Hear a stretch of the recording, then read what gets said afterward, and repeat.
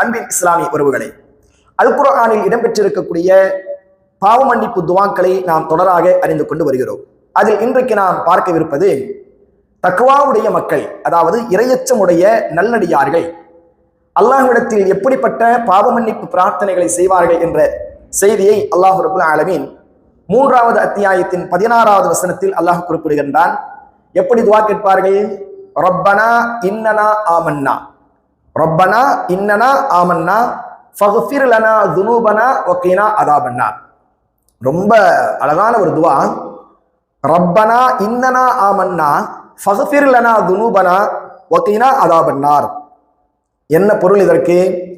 ரப்பனா இன்னனா ஆமன்னா, எங்களின் இரட்சகா, நிச்சயமாக நாங்கள் உன்னை ஈமான் கொண்டுள்ளோம், உன் மீது நாங்கள் நம்பிக்கை வைத்துள்ளோம்.